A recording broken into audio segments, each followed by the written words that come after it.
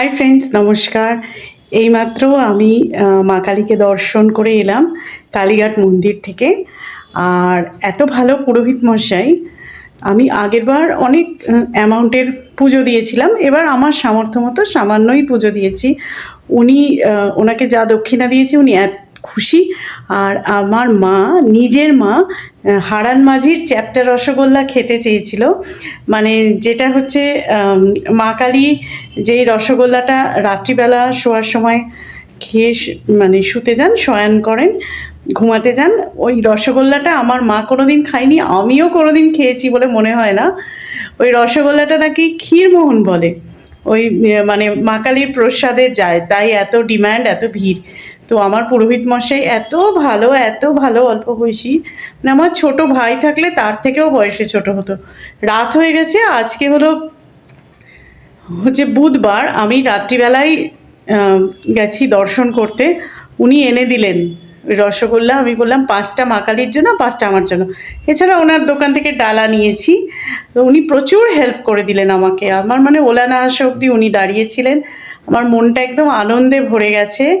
আমি ভোগ প্রসাদটা আপনাদের দেখাবো। বলে সারদা মা বলতেন না, শ্রীমা বলতেন যে ভোগ দর্শনে দুর্ভোগ কাটে।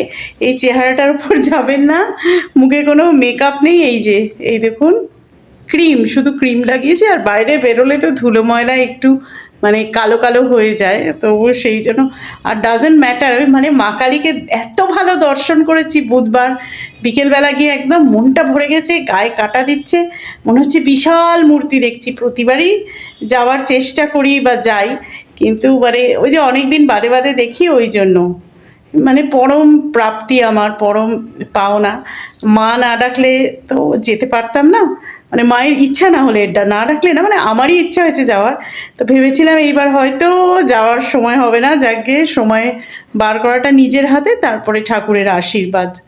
মা কালী তো অন্তরে আছেন, হৃদয়ে আছেন, মাথার উপরে আছেন, তাও গিয়ে দর্শন না করলে মানে কেমন লাগে, একটু দুঃখ লাগে। বাড়িতে ফটো আছে, পুজো করি, তাও। চলুন আপনাদের ভোগ দেখাই। হারান মাঝির চ্যাপ্টা রসগোল্লা ঠাকুরমশাই 2টো ভাঁড়ই দিয়ে দিয়েছেন। আমি বললাম মা কালীর কাছে রাখলেন না? বললো না, ওরা পুজো করে দিয়ে দেয়। আর আমি চাইনি, তাও উনি আমাকে একটু পোলাও ভোগ দিয়েছেন। ভাবুন কত ভালো ঠাকুরমশাই। চলুন আপনাদের ভোগ দেখাই। ভোগ দর্শনে দুর্ভোগ কাটুক আমারও, আপনাদের সকলেরও। আসুন।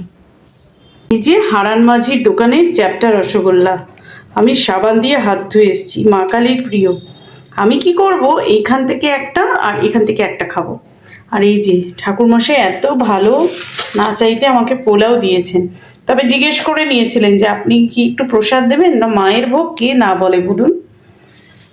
একটা এখান থেকে খাবো, আর এখান থেকে খাওয়ার কারণ মা কালীর প্রসাদ কোনটা আর কোনটা আমার মায়ের জন্য এনেছি আমার গুলিয়ে গেছে, তাই জন্য 2টো খাবো আর এই পোলাও খাবো। এই যে এইভাবে বেড়ে নিয়েছি বন্ধুরা। জি, খেয়ে একটু আপনাদের দেখাই। আপনারা হয়তো কেউ কেউ ভাবেন আমার খেয়ে দেখানোর কি আছে, আনন্দে করছি। ভগবান না চাইলে তো আমরা খাবারও পাবো না, ভগবান না চাইলে এমন পরিস্থিতি হবে আমরা খেতেও পারবো না। তো কোন প্রসাদ আমি জানি না, মানে কোনটা মায়ের প্রসাদ। আমার মার জন্য এনেছি আর মা কালীর জন্য 2টো আলাদা ভাঁড়ে আমি 2টোই একসাথে নিয়ে নিয়েছি। আমার মা পাড়ার দোকানে একটু গেছেন আমার জন্য কয়েকটা জিনিস কিনতে। আমার মা আসলে আমার মাকে সবার আগে দেবো, তার আগে আমি খেয়ে নিই। প্রসাদ না খেয়ে থাকা যায় না, সামনে প্রসাদ থাকবে, কন্ট্রোল করা যাবে না।